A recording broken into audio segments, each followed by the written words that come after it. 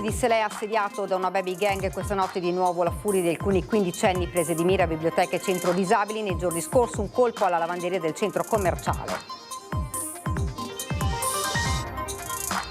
Follia in un supermercato di Ponzano Veneto, due giovanissime mangiano e bevono tra gli scaffali, poi vanno in escandescenza e aggrediscono i carabinieri, arrestata una diciottenne.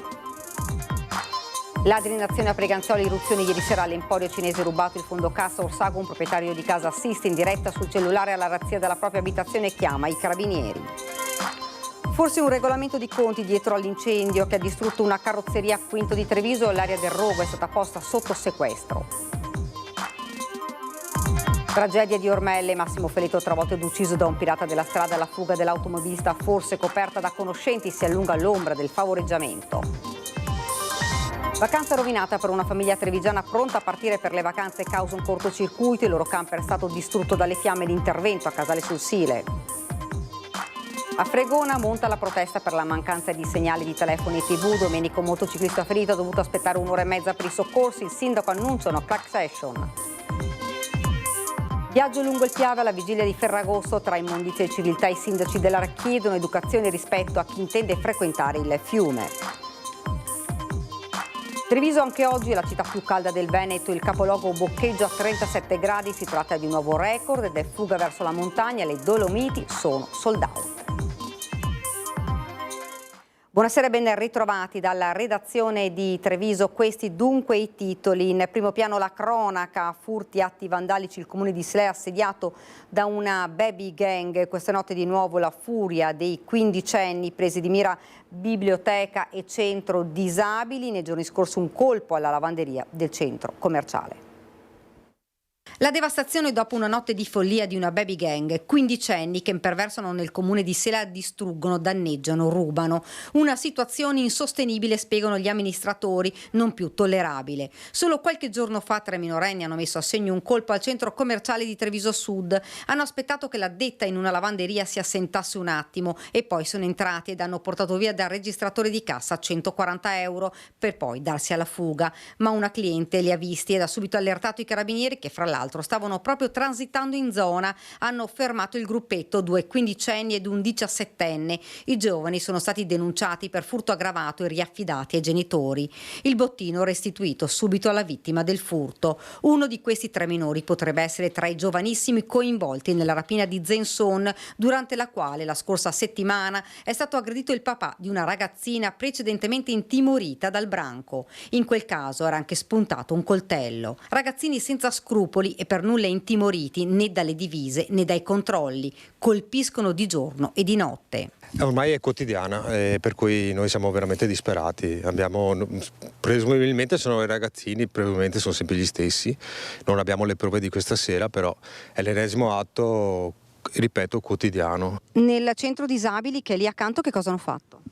Hanno atti di vandalismo vario, per cui è proprio incontrollata la cosa, loro arrivano e spaccano ed è là il non senso di tutto questo. Ogni mattina la conta dei danni, la denuncia ai carabinieri e come avete sentito in tutto il territorio vengono trovate biciclette rubate ovunque oppure, come in questo caso, poltroncine in vimini lasciate davanti al comune. Rubate da qualche privato, da qualche giardino qui attorno e hanno cappeggiato qua di notte, che anche questo preoccupa parecchio perché sono ragazzini di 15-16 anni che stanno fuori tutta la notte, per cui alle 3, alle 4 del mattino questi girano e fuori controllo. Non sappiamo più cosa fare, quella delle baby gang, ci dice l'assessore, è una nuova realtà.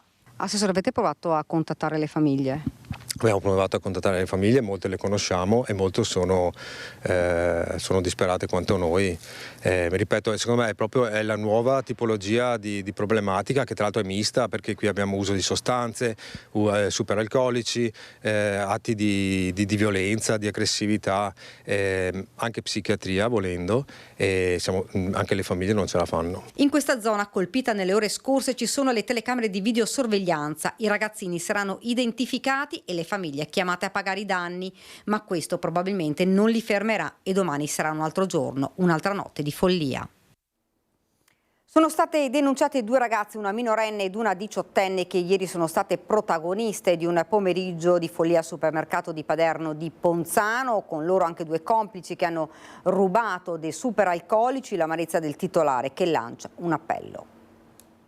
Verso le 17:30 sono entrate queste due ragazze e inizialmente non ci siamo accorti di queste due individue, poi hanno iniziato a mangiare, banchettare tra biscotti, merendine, succhi di frutta, latte, chi più ne ha più ne metta, come se fossero a casa propria. Non erano evidentemente a casa loro, ma tra gli scaffali del Conad di Ponzano, le protagoniste di un pomeriggio che a tratti ha rasentato la follia, complice con buona probabilità una dose massiccia di alcol. Una 17 anni, l'altra 18enne del Montebellunese hanno iniziato a pasteggiare ed è bastato il richiamo di una commessa per una reazione inconsulta, il lancio di una bottiglia di latte. Fortunatamente contro gli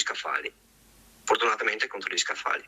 Scatta immediata la segnalazione ai carabinieri che una volta sul posto vengono a loro volta aggrediti. È la 18enne in particolare fuori controllo a inveire e calciare. Sono minuti concitati e ci si accorge che in azione ci sono anche dei complici. Visionando le telecamere poi ci siamo accorti che non erano solo loro due, ma bensì avevano anche due complici che da lì hanno raffinato alcolici, gelati, quant'altro, per poi questi due individui andare fuori come se nulla fosse, portandosi via la merce. I due soggetti, anche loro giovanissimi, sono in corso di identificazione, mentre le ragazze sono state denunciate. La più grande, già destinataria qualche mese fa di un avviso orale da parte della questura, viene anche arrestata, salvo poi essere rimessa in libertà dal giudice. Furto aggravato in concorso, resistenza e oltraggio pubblico ufficiale, alcune delle accuse che la porteranno in tribunale. Più che da imprenditore, Pillon parla da padre volontario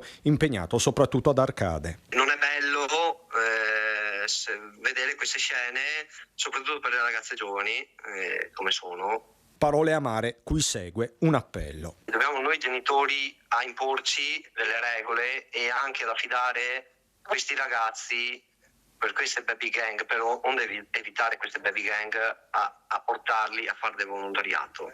Il volontariato è un bene prezioso per le comunità, è un bene prezioso soprattutto anche per i loro giovani, per introdurli a non fare queste sciocchezze, perché effettivamente sono sciocchezze.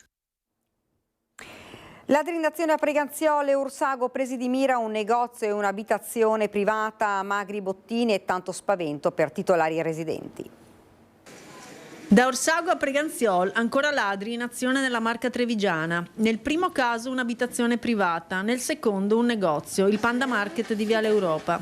Verso le 9 di ieri sera 2 uomini di media corporatura hanno forzato le porte del negozio. Misero il bottino, ma molto spavento per i gestori, una coppia di cinesi ormai di cittadinanza italiana e le figlie arrivate da Firenze per Ferragosto. Anche qui le telecamere di sorveglianza interne chiariranno i dubbi ai carabinieri, a cui è già stata fatta denuncia. A raccontare il fatto una delle figlie. Ieri sera verso le 9, quando abbiamo appena chiuso da un'ora, sono passati 2 uomini di statura media, però dalla telecamera non si vede tanto bene. Hanno cercato di aprire la porta con forza e la prima volta non sono riusciti ad aprirla, poi la seconda volta hanno cambiato persona e sono riusciti a spaccare entrambe le 2 porte e sono entrati, hanno cercato nella cassa, ovviamente non hanno trovato nulla, però hanno portato via quello che c'era nel cassetto, qualcosa di valore, gli unici dispositivi che sono collegati alla cassa, poi magari forse un portafoglio con qualche moneta, così. Avete paura adesso? Sì, un po' di paura sì, ovvio. E abbiamo anche paura che se questo posto è ancora sicuro sì o no, perché anche noi non stiamo qui da tanto tempo, quindi il negozio è aperto da marzo dell'anno scorso, quindi da poco, non da tanto. Avevo sempre avuto buoni rapporti con anche i vicini, gli altri negozi, quindi... A Orsago, ad essere presa di mira, è stata invece un'abitazione privata in via Sori, ma il 59enne proprietario ha visto le immagini degli svaligiatori in diretta sul suo cellulare grazie alle videocamere di sorveglianza piazzate in casa. L'uomo ha dapprima allertato la centrale operativa dei Carabinieri, che ha inviato sul posto una pattuglia del nucleo operativo e radiomobile di Vittorio Veneto, e poi si è precipitato a casa disturbando i malviventi che si sono dati alla fuga senza rubare nulla. Nel frattempo, tra autoradio, stazioni mobili, pattuglie a piedi nei centri urbani, sono stati rafforzati i controlli dai Carabinieri nei giorni a cavallo di Ferragosto in tutta la provincia di Treviso. Stamattina arrestato in flagranza di reato da una pattuglia dei Carabinieri del radiomobile di Conegliano un 42enne di Farra di Soligo che si stava allontanando in scooter dopo che aveva rubato in un'abitazione di San Pietro di Feletto. Preziosi e denaro sono stati già restituiti dai militari dell'Arma alla legittima proprietaria. Parroco sventa una truffa ai danni della scuola dell'infanzia a San Pio della parrocchia di San Floriano. Nei guai è finito un giovane 25enne torinese denunciato per truffa dai carabinieri. Il giovane sedicente dipendente comunale ha chiamato il parroco dicendo che il contributo di 5.000 euro erogato dall'amministrazione castellana a favore dell'asilo era stato concesso per errore e quindi avrebbe dovuto restituirlo. Ma il parroco non è caduto nella trappola, ha preso tempo ed ha chiamato la segretaria dell'asilo che aveva ricevuto la medesima chiamata. La donna però, a differenza del parroco, aveva già effettuato il bonifico sul conto corrente che le era stato dato, un IBAN che apparteneva al 25enne denunciato. Il bonifico, grazie al parroco e ai carabinieri intervenuti immediatamente, è stato bloccato in tempo. Sempre sul fronte delle truffe invece agli anziani continua la collaborazione tra l'Arma dei Carabinieri di Treviso e le varie associazioni di categoria. Dopo l'ULSS, il Comune e le diocesi, in questi giorni ha aderito anche Confcommercio con i mandamenti di Treviso, Castelfranco, Derzo e Vittorio Veneto. E nei giorni scorsi proprio il parroco di Villa d'Asolo ha inserito le raccomandazioni e gli appelli dell'Arma sul retro del foglio degli appuntamenti parrocchiali. Ed ora sempre cronaca, parliamo della tragedia di Ormelle. Massimo Feletto travolto ed ucciso da un pirata della strada, la fuga dell'automobilista forse coperta da conoscenti. Una lunga fuga, quella del pirata della strada che ha travolto ed ucciso Massimo Feletto. La tragedia il 14 luglio. La vittima, 50 anni, si trovava assieme ad una quarantenne di origine marocchine. Stavano camminando sul ciglio della strada in via Campagna, a Tempio di Ormelle, quando entrambi sono stati investiti da un automobilista che non si è fermato a soccorrerli. Massimo è morto sul colpo, ferita gravemente la donna. Il pirata potrebbe essere stato aiutato da alcuni conoscenti, soprattutto nelle ore seguenti il grave incidente. Potrebbe quindi scattare per chi sta aiutando l'uomo una denuncia per favoreggiamento. L'auto ripresa da una telecamera, poi il nulla. L'automobilista si sarebbe spostato da un posto ad un altro, coperto ed aiutato da qualcuno che ora rischia una denuncia. Una tragedia che ha scosso l'intera Marca. I carabinieri avrebbero già in mano elementi utili per arrivare all'identificazione del pirata che ha tolto la vita ad una persona e ferito un'altra. Sarà conferito la prossima settimana all'anatomopatologo Alberto Furlanetto l'incarico di eseguire l'autopsia sul corpo di Mimmo Tressi, il quarantenne di Mel, trovato morto domenica scorsa. L'uomo era riverso all'interno del suo furgone parcheggiato in via Erizzo a Bigolino di Valdobbiade, nell'esame disposto per accertare le cause e le circostanze del decesso. E continuano le indagini per accertare la natura dell'incendio che ha causato danni ingenti alla carrozzeria di via Postumi a Quinto. Nuovi sopralluoghi, mentre a breve verrà sentito il titolare rientrato in Italia dal Kosovo. L'intera area è stata posta sotto sequestro. Il giorno dopo il rogo che ha devastato la carrozzeria Ladi sulla Postumia a Quinto, nuovi sopralluoghi dei carabinieri e degli uomini della polizia giudiziaria, dei vigili del fuoco, che stanno indagando per accertare la natura dell'incendio divampato nel cuore della notte tra lunedì e martedì. Sul posto tutti gli accertamenti per verificare l'eventuale presenza di tracce di sostanze acceleranti, mentre sono al setaccio le immagini delle telecamere di videosorveglianza della zona. Sul rogo infatti aleggia l'ombra del dolo, anche se al momento non si scarta alcuna ipotesi. Potrebbe essere verosimile che qualcuno abbia appiccato l'incendio per vendetta o per chissà quale altro motivo. Nelle ultime ore è stato anche rintracciato il titolare della carrozzeria, che si trovava in ferie nel suo paese d'origine, il Kosovo. A breve verrà sentito dagli investigatori. I danni sono ingenti, l'area è stata posta sotto sequestro. Tutto era pronto per le vacanze, ma il sogno di un Ferragosto lontano dalla città è stato rovinato dall'incendio che ha completamente distrutto il camper della famiglia proprietaria. Il mezzo pronto per la partenza era parcheggiato in via Nuova Trevigiana Casale sul Sile quando questa mattina, poco dopo le 8:30, è scoppiato il rogo, probabilmente causato da un cortocircuito. Fortunatamente nessuno era all'interno del mezzo, che in breve tempo è stato completamente divorato dalle fiamme. Sul posto i vigili del fuoco che hanno spento il rogo in fumo. Sono andate anche le vacanze dei proprietari. Ed ora invece parliamo di sicurezza nei luoghi di lavoro e i diritti dei lavoratori. Raffica di controlli dei carabinieri in questi giorni che precedono il Ferragosto, 3 attività sospese e 11 sanzionate per 110.000 euro. 3 attività sospese, un lavoratore in nero, sanzioni e ammende per 110.000 euro. È il bilancio della vasta attività di controllo dei Carabinieri Nucleo Ispettorato del Lavoro di Treviso per contrastare il lavoro sommerso e verificare il rispetto delle norme in materia di sicurezza. Al termine dei controlli è stata sospesa l'attività di un autolavaggio a Conegliano, dove è stato scoperto un lavoratore in nero. Sotto la lente dei militari dell'Arma anche i cantieri edili. A Crocetta del Montello sospesa l'attività di un cantiere nel quale non erano state adottate misure idonee a prevenire le cadute dall'alto, e sempre nel settore edile a Montebelluna sospeso un altro cantiere che non aveva il piano operativo di sicurezza. Nel corso dei controlli sono state riscontrate molte altre inadempienze, dalla formazione dei lavoratori al mancato utilizzo dei dispositivi di protezione individuale, che hanno portato ad elevare multe per 110.000 euro. E sempre parlando di controlli, vigilia di Ferragosto, sono stati potenziati i controlli dei carabinieri sulle strade della Marca. Obiettivo è quello di cercare di arginare sia gli incidenti stradali che monitorare le zone per prevenire furti e truffe. I militari dell'Arma da questa notte controlleranno le arterie principali dove si prevede un maggiore traffico. Non solo, ma saranno impiegate le 3 unità mobili. La prima sarà dislocata a Treviso città per controllare le zone considerate più calde, dai giardini di Sant'Andrea alla zona del PAM. La seconda andrà tra i comuni di Castelfranco e Montebelluna, ed infine la terza tra Conegliano e Vittorio Veneto. L'appello dei carabinieri agli automobilisti è quello di prestare massima attenzione e di non mettersi alla guida in stato di alterazione. Ed ora andiamo a Fregona, dove monta la protesta per la mancanza di segnale di telefoni e TV. Domenica un motociclista ferito in un incidente sulla strada per il Cansiglio ha dovuto aspettare 1 ora e mezza per i soccorsi in attesa che qualcuno arrivasse in una zona dove il telefono prendeva per chiamarli. Il sindaco annuncia una class action. C'è stato un incidente con un signore in moto e purtroppo ho dovuto aspettare 1 ora e mezza perché per arrivare al posto dove si riceve. L'ennesimo incidente accaduto domenica sulla strada per il Cansiglio e le difficoltà per chiamare i soccorsi, visto che i telefoni lì non hanno segnale, è la goccia che fa traboccare il vaso. Il sindaco di Fregona non ne può più, i cittadini sono esasperati. Tutta la strada che parte da Fregona va fino in Cansiglio è senza ricezione, e questo è grave perché la strada è tutta curve e quindi gli incidenti sono anche abbastanza frequenti. Ecco, questo non è ammissibile, che non ci sia rete telefonica, la televisione che non si ricevono, il resto, questo non lo sto sopportando più. Adesso comincio la guerra.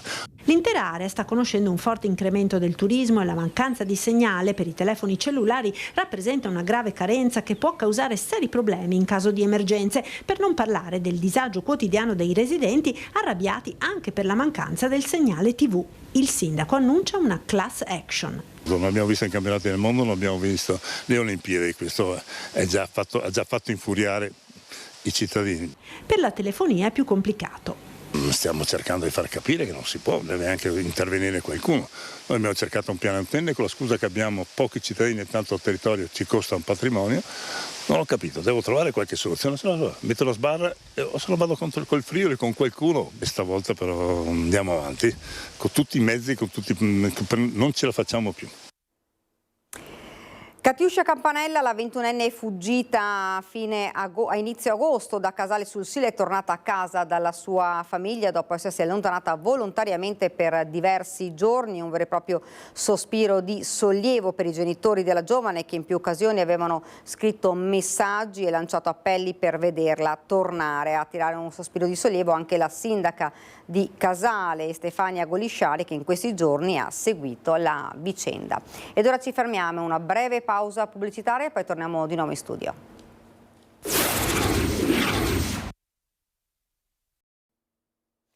Rieccoci nuovamente in studio. Come detto, siamo alla vigilia di Ferragosto e attesi in migliaia sul Piave per Ferragosto. L'appello però dei sindaci è rispettare le regole, non lasciare l'immondizia in giro ed essere prudenti. Caldo e Ferragosto, quale miglior momento per rinfrescarsi nelle acque del Piave? C'è chi si è preso avanti col lavoro già oggi, arrostendo costicine o portando l'amico peloso a trovare sollievo. Ma una passeggiata nell'area golenale di competenza del comune di San Biagio ha però restituito un'immagine non molto edificante. Rifiuti un po' ovunque, per non dire di quel che si trova anche tra i sassi e in acqua. Bottiglie, lattine, plastica, anche una strana bambolina e perfino una tenda da campeggio abbandonata tra le frasche. La sindaca di San Biagio di Callalta, Valentina Pillon, raggiunta al telefono, conferma che avviserà Contarina per la raccolta quanto prima, ma invita anche tutti i cittadini a denunciare. Ricorda che oltre alle regole che vanno rispettate, in quella zona ci sono anche le telecamere, quindi scatteranno per gli ecovandali le denunce. Ci sono dei cestini, sicuramente non saranno sufficienti a contenere tutta l'immondizia che verrà prodotta, per cui ecco, un bel sacco grande e si porta a casa tutto e poi dopo magari si fa la differenziata a casa, anche perché capita spesso che anche le persone più educate facciano magari dei sacchi e li posizionino vicino ai cestini. In quel caso però si rischia che gli animali selvatici vadano ad aprire alla ricerca di cibo e poi sparpaglino tutto, e quindi poi dopo si urla allo scandalo e al vandalo, quando in realtà sono gli animali selvatici che aprono i sacchi di chi invece si era comportato bene.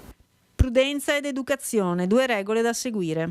Raccomando a chiunque accederà alla zona delle Grave del Piave, insomma, di comportarsi come si deve. Ci sarà sicuramente un grande afflusso di gente, perché comunque nonostante sia la settimana ferragostana, in molti sono rimasti in paese, per cui sicuramente ci sarà un buon afflusso. Per chi appunto dovesse andare al Piave, raccomando sempre buona educazione e prudenza.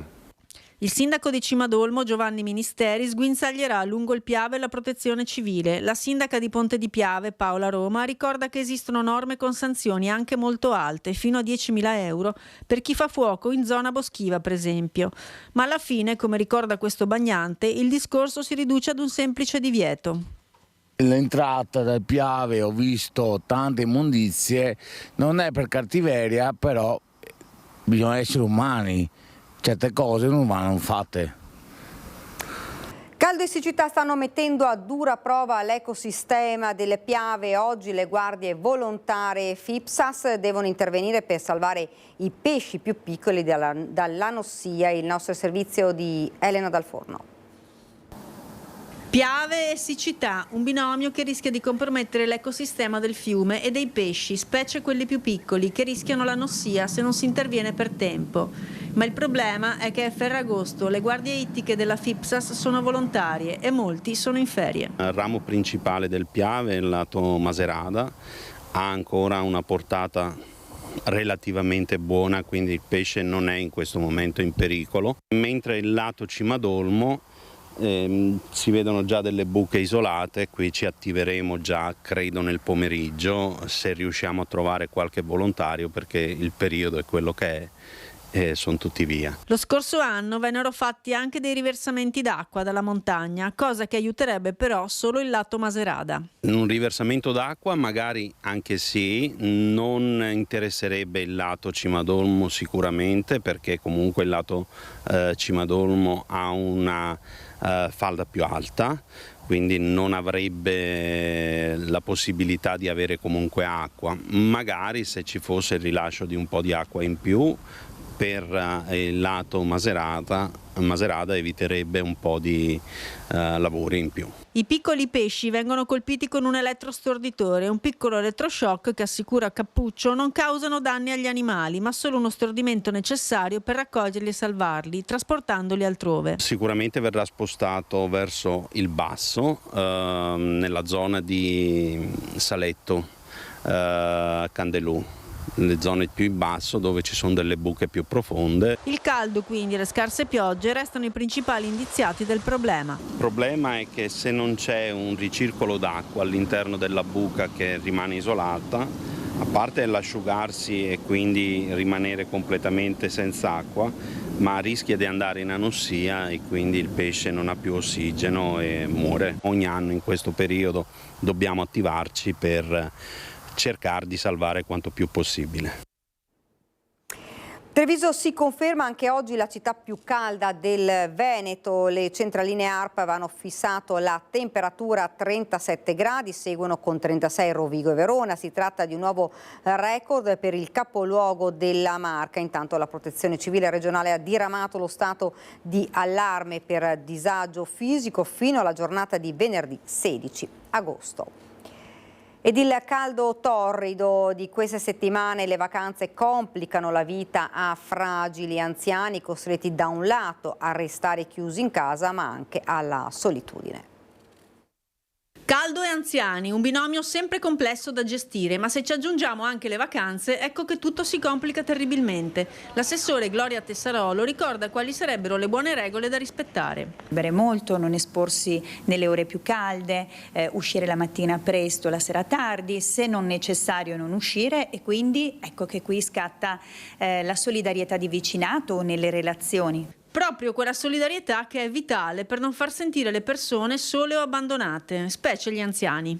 Portare la spesa, accertarsi se si vedono balconi chiusi o se non si vede uscire il vicino di casa, fare una telefonata, suonare il campanello per assicurarsi che vada tutto bene, soprattutto in questa settimana in cui le città un po' si svuotano, e quindi farsi una domanda anche oltre la relazione quotidiana, insomma, che si ha con le persone. Infine, non dimenticare mai alcune regole fondamentali per sopravvivere alla calura, ma queste in realtà vanno bene per tutti. Evitare l'esposizione e possibilmente trascorrere in casa le ore più calde della giornata, condizionatori o anche semplicemente un ventilatore per mantenere il movimento d'aria e tanta idratazione. Ed ora lo sport, perché andiamo a casa di Lorenzo Bernardi, fresco vincitore dell'oro olimpico da allenatore come secondo di Velasco. Il campione racconta le emozioni parigine e la crescita del movimento.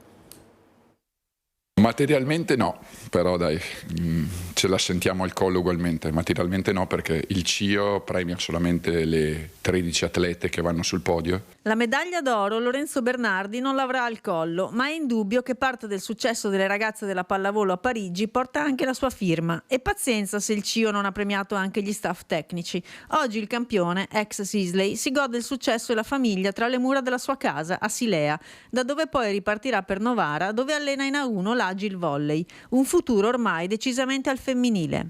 Sì, io adesso ho 10 giorni di vacanza, poi riprendo con Novara, mi godo un po' mio nipotino per 10 giorni e poi inizio la pre-season a Novara, e quindi anche l'anno prossimo sarò nella femminile, sì.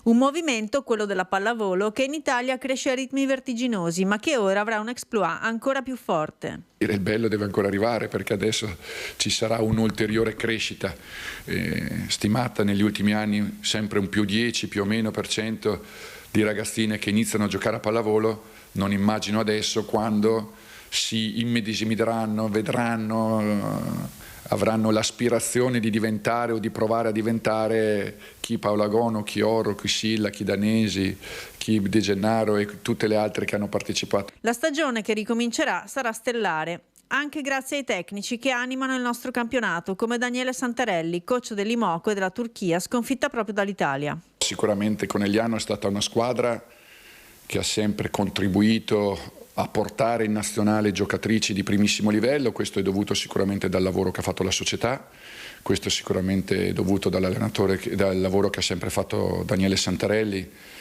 che anche lui ha fatto un risultato storico arrivando nelle prime 4 delle Olimpiadi. Penso che la sua sfortuna sia stata incontrare l'Italia. Nonostante aver girato il mondo, anche Lollo Bernardi, come altri campioni, uno per tutti Riccardo Pittis, hanno scelto di restare nella Marca a vivere dopo la carriera. E noi ci troviamo molto bene, il nostro figlio è nato qui a Treviso, adesso abbiamo il nipotino che è nato a Treviso anche lui, quindi ci sentiamo ormai trevigiani di adozione, ecco. Io è da tantissimo tempo, sono trentino, sono orgoglioso di esserlo. Non si dimentica mai le origini, io c'ho ancora mio fratello e mia sorella a Trento, però stiamo molto bene a Treviso e ci sentiamo parte integrante della comunità, prima di Silea e poi di Treviso. Ed ora siamo alla nostra pagina da Belluno e provincia.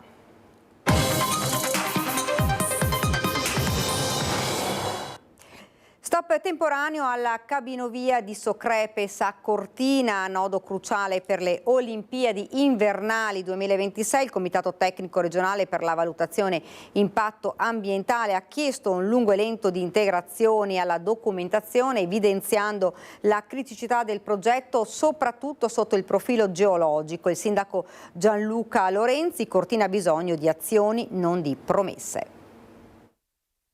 Il progetto della cabina via Apollonio-Socrepes e del relativo parcheggio è un intervento enorme ai piedi di una frana attiva, quella di Mortisa alla Cedel, che si estende per circa 3 chilometri in direzione ovest-est con il piede a quota 1150 metri in corrispondenza del torrente Boite. Lo specificava la consigliera d'opposizione Roberta De Zanna nel maggio dello scorso anno, quando, inascoltata, chiedeva di partecipare alla conferenza dei servizi. Oggi quelle sue affermazioni risuonano come una Cassandra. Il Comitato Tecnico Regionale della Via, valutazione di impatto ambientale, ha stoppato il nuovo impianto di risalita perché progettato su zona geologicamente fragile, segnatamente fra le classificazioni P2 e P3 con rischio da medio a elevato. Per questo la Regione, cui il Comune di Cortina ha chiesto di avvocare a sé la procedura dell'impianto di Socrepes, nella riunione del 7 agosto scorso ha richiesto numerose integrazioni alla documentazione che evidenzia discordanze e carenza di indagine. Preoccupatissimo il sindaco di Cortina Gianluca Lorenzi. Io assolutamente non entro nel merito della pericolosità, nel senso che quella zona lì ha delle zone che hanno delle criticità, giustamente sono state evidenziate ed è giusto che vengano tenute in considerazione. Però da quello che almeno ho capito ci sono delle opportunità che potrebbero permettere la costruzione dell'impianto andando a farlo su invece delle zone più certe. Gli enti facciano tutte le analisi del caso, ma si arrivi al più presto alla configurazione dell'impianto, che è un nodo cruciale per i giochi invernali 2026, dice Lorenzi. L'impianto per noi è un sine qua non, nel senso che è fondamentale per quello che riguarda l'evento olimpico, perché se non abbiamo quell'impianto là sicuramente diventa molto più faticoso tutto quello che riguarda la parte dello sci femminile, perché non riusciremo sicuramente a far arrivare tutti gli spettatori, quindi vuol dire sconvolgere tutto il piano di Mico per quanto riguarda la vendita del ticketing, e quindi molto probabilmente andremo a perdere quella disciplina. E poi anche dal punto di vista invece della gestione di Cortina, quell'impianto è un po' la parte forse più importante delle varie investimenti che vengono fatti sul territorio. Una soluzione gli enti devono trovarla, fermo restando la sicurezza, aggiunge ancora il sindaco, che in una nota diffusa oggi sferra un attacco contro la provincia, che si è limitata a produrre osservazioni sul progetto al pari di altri 16 soggetti, fra privati cittadini, associazioni e altri enti, visibili nel portale della Regione Veneto. Tirato in ballo inopinatamente da Lorenzi, che scrive: il tempo delle chiacchiere è finito, Cortina ha bisogno di azioni, non di promesse, il presidente Roberto Padrin ribatte che gli uffici di Palazzo Piloni lavorano secondo precise disposizioni normative e con spirito di collaborazione nei confronti di tutti i proponenti di progetti. Auspico, chiosa Padrin, che i progettisti dell'impianto di Socrepes completino il progetto con le integrazioni richieste, a beneficio non solo del Comune di Cortina, che attende quest'opera dal 2020, ma anche dell'intero territorio provinciale, che ha in Cortina e nelle Olimpiadi una grande occasione di visibilità e sviluppo. Un altro grave lutto scuote la provincia di Belluno. È morto all'età di 72 anni Maurizio Ranon, amministratore di Longarone Fiere, per 30 anni direttore dell'APACNA di Belluno, associazione alla quale aveva dato la struttura organizzativa che ancora oggi la caratterizza. Manager attento e appassionato, discreto ma incisivo, ha contribuito a costruire e rafforzare un modello produttivo ed economico forte che ha portato il bellunese ad altissimi livelli. Cordoglio dell'associazione col direttore Sacchette, il presidente Sposato, a cui si unisce Moreno De Colle, presidente dell'APACNA Veneto e prima ancora presidente a Belluno. Un messaggio di vicinanza e di affetto anche dal presidente della provincia Roberto Padrin per il lavoro che Ranon ha svolto a beneficio dell'intero territorio. Ferragosto da tutto esaurito sulle Dolomiti, forte presenza degli stranieri che affollano ogni angolo della montagna bellunese. La consigliera delegata al turismo Vanessa De Francesc in visita ad Alleghe. Ora la sfida è destagionalizzare. Tutto esaurito sulle Dolomiti bellunesi, con un Ferragosto da ricordare per arrivi e presenze. Il turismo estivo in montagna continua ad essere super gettonato e i dati, pur non ancora definitivi, indicano che la provincia di Belluno è considerata tappa irrinunciabile per chi vuole trascorrere le proprie vacanze. I numeri sono importanti sia per i turisti provenienti dall'Europa, in particolare dalla Spagna, dalla Germania, ma anche dalla Francia, e anche ci diceva l'ufficio turistico, che è stato molto accogliente e ci ha fornito questi dati, turisti anche dall'America, quindi davvero una conoscenza, una pubblicità notevole delle nostre montagne. Ad Alleghe De Francesca è salita per raccogliere le prime indicazioni sull'andamento della stagione estiva e per un passaggio di consegne con il consigliere delegato Danilo De Toni che l'ha preceduta a Palazzo Piloni. Si registra negli ultimi anni anche un trend positivo, cioè che i turisti e gli sportivi, soprattutto degli sport invernali e che sono principalmente provenienti dall'est europeo, si cominciano a vedere anche d'estate, quindi c'è così uno scambio stagionale di turisti, il che significa che l'accoglienza e anche la bellezza del nostro territorio è apprezzato e insomma viene divulgato sempre di più. Un segnale incoraggiante per la sfida del turismo in Dolomiti, destagionalizzare per creare un mercato al di fuori dello sci e delle ferie estive.